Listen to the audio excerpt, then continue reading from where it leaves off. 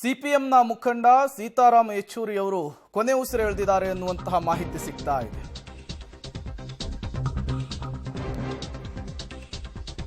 ಅನಾರೋಗ್ಯದಿಂದ ಸೀತಾರಾಮ್ ಯೆಚೂರಿ ಅವರು ವಿಧಿವಶರಾಗಿದ್ದಾರೆ. ದೆಹಲಿಯ ಏಮ್ಸ್ನಲ್ಲಿ ಚಿಕಿತ್ಸೆಯನ್ನ ಪಡಿತಾ ಇದ್ರು ಯೆಚೂರಿ ಅವರು. ಸಿಪಿಐ ಪ್ರಧಾನ ಕಾರ್ಯದರ್ಶಿಯಾಗಿಯೂ ಕೂಡ ಕೆಲಸವನ್ನ ನಿರ್ವಹಿಸಿದ್ರು ಯೆಚೂರಿ. ಮಾರ್ಕ್ಸ್ವಾದದಿಂದ ಪ್ರಭಾವಿತರಾಗಿದ್ರು ಯೆಚೂರಿ ಅವರು. ಹಲವು ದಿನಗಳಿಂದ ಅನಾರೋಗ್ಯದಿಂದ ಬಳಲುತ್ತಾ ಇದ್ರು.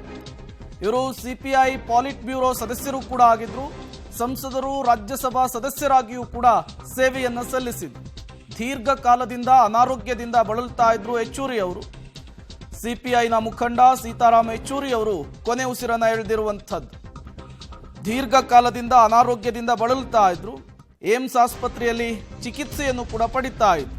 ಇವತ್ತು ಕೊನೆ ಉಸಿರನ್ನ ಎಳೆದಿದ್ದಾರೆ ಎನ್ನುವಂತಹ ಮಾಹಿತಿ ಸಿಗ್ತಾ ಇದೆ.